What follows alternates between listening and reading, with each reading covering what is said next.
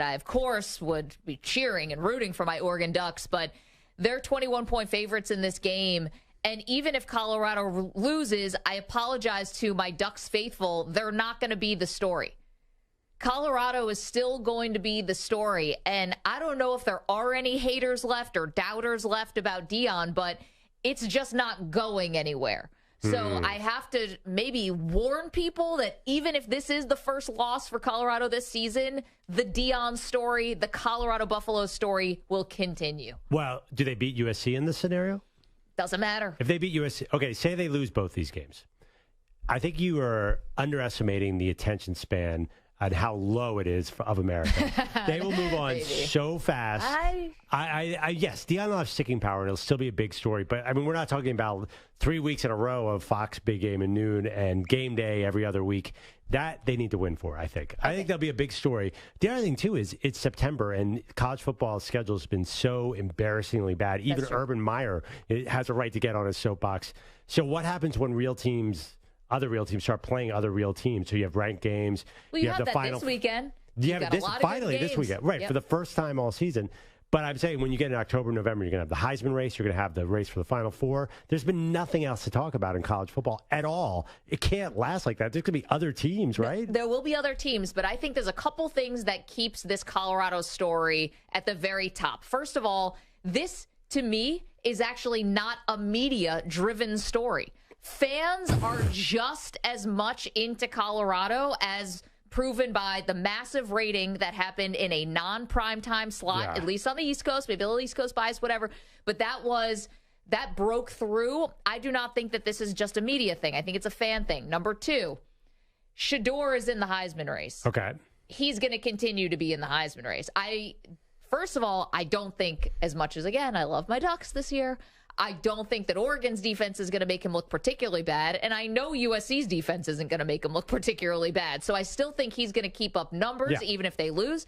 He's still going to be in the Heisman race, and then you're going to get into, now we're talking about the NFL draft. Now you're getting people who are tuning in because they're watching the next first-round pick maybe for their team. So there's so many different reasons why this isn't going away. Right, but there's 6 other quarterbacks, or maybe 14 right now, who are potential first-round picks. There's if they had the Heisman ceremony today, because everyone's been scheduling such cupcakes, you'd have to invite 25 different people.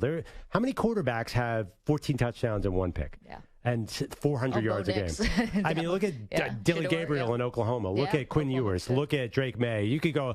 Everybody looks amazing so far because nobody's played anyone. So now Colorado, say that they go 4-3.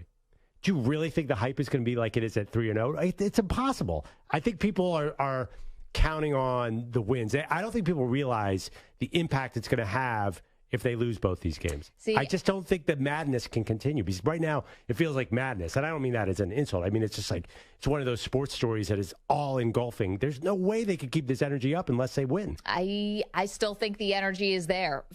Partly because I don't think they're going to get blown out in these games either. First of all, I think Shedeur is too good.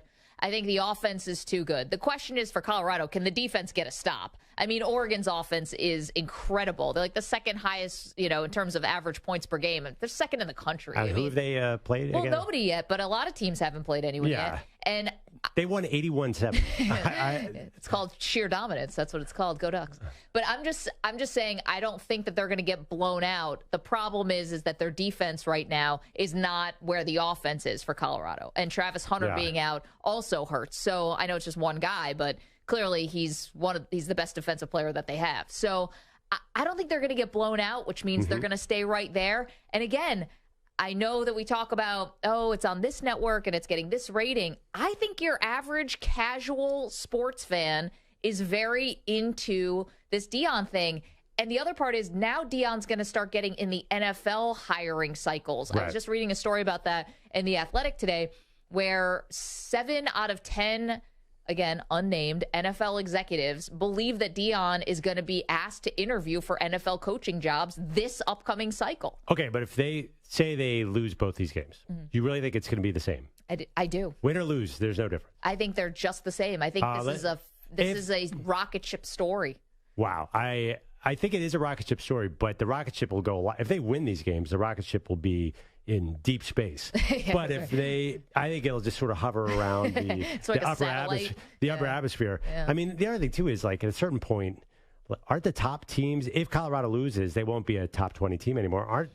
Isn't anyone going to pay attention to like the number one team in the country, the two-time defending champion, going for the first three-peat since the 1930s in Georgia? To your point, Georgia's got to play somebody. Or the fact I was just looking at the top number two team is Michigan and Jim Harbaugh, and we're not talking about them at all. Well, that's because Jim Harbaugh was suspended for the first couple of games. I'm sorry, self-imposed. Well, it wouldn't even matter because their schedule's so bad. Yeah, their schedule's bad too. You actually have Texas, the Texas Longhorns, the most popular program arguably in the country. Is number 3, and no one's even talking about them. Like, those stories have to come back up to the top, too. I feel like unless Deion's undefeated, I think these other schools are going to start sort of nibbling into his spotlight. He's got the combination, too, of his own personal star power that is bigger, no offense, than Steve Sarkisian. It's bigger than any of those coaches, maybe outside of Saban. And to be honest, Alabama might be playing for their life this week as far as their college football playoff life. If they somehow lose to Ole Miss and Jackson Dart, who's got Jackson Dart in the SEC quarterback draft again? I do. If they lose to your quarterback, Jackson Dart, then I don't know how Alabama would make it to the college football playoff with 2 losses. Alabama's number 13 in the country. I mean, the Final Four is way out of realm here.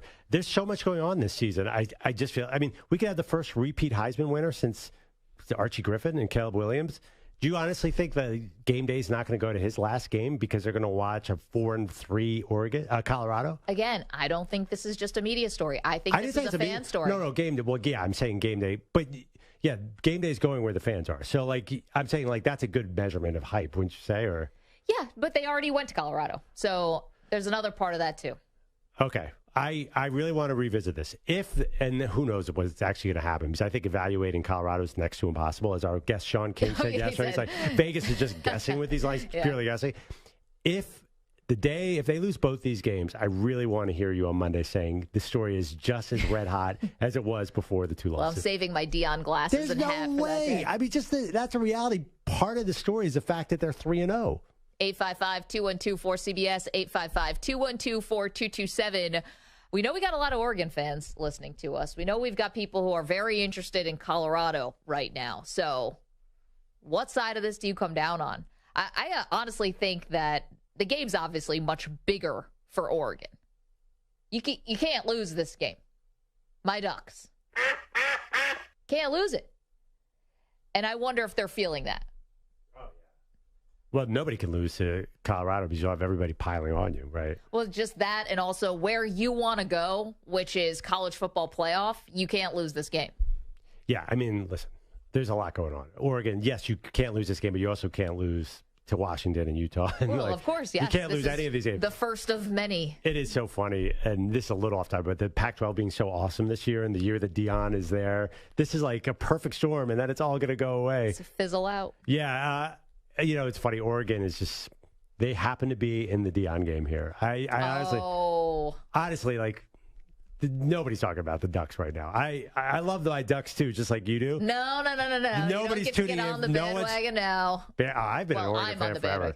I'm on the bandwagon, but you don't. No. There's not a single person in the United States of America outside of Oregon tuning in to see Bo Nix on Saturday. Oh, blasphemy.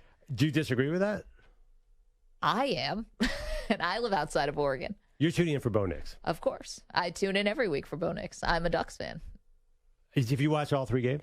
Can you tell me what network 2 of the 3 games were on? I checked in on Hawaii. Well, Portland State, I mean, the game was over after the first quarter. Oh, okay. So that's the kind of fan you are. I'm just kidding around. But honestly, do you think people nationally are tuning in to see, oh, my God, I can't believe Oregon's playing this Saturday. What time is Oregon on? Have you seen the uniforms they're wearing?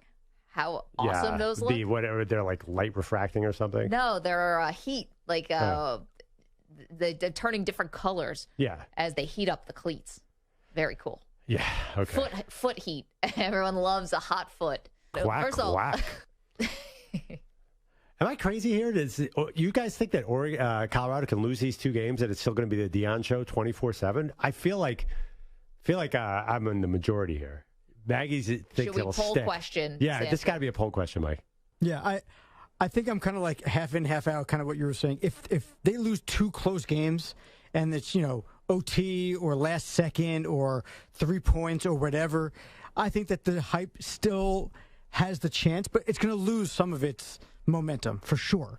And we're going to want to talk about them, but it's not going to be quite as interesting. If they get blown out in both games, it's done. But they're not going to get blown out in both games. I mean, come on. Guys, they're 21-point underdogs. You're giving Deion the bulletin board material. Yeah, but Vegas has blown it on all three of these spreads. There's no doubt in my mind that hanging up in that Colorado locker room right now, as Mike Samter says, it is over. Yeah. That is definitely hanging up in the locker room right now. I know. They might be scraping the bottom of the barrel now for bulletin board material. On the bottom of the barrel? Thank you. Come on. I was gonna... The interesting you know what I mean. Take yourself out of that one. Yeah. The thing about I'm sorry for how that came out. Shedeur, what record do they need to get Shedeur the Heisman? Is an interesting thing. The worst is RG3 was 8-3 at Baylor. So I think you can maybe go 4 losses with Colorado, and then he's out. Oh, that's another good poll question. Yeah. But That's that one tough, up. though, because there's so I feel like at least that year with RG3, there weren't a ton of.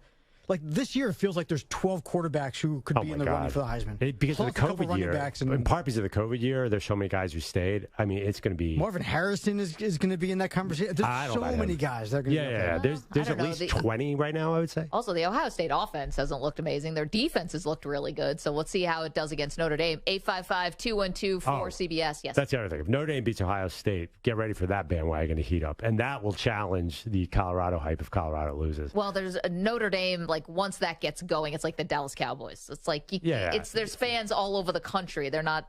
Yeah, and Michigan's a national program too, and so is Texas. I'm telling you, things are going to just change a little bit.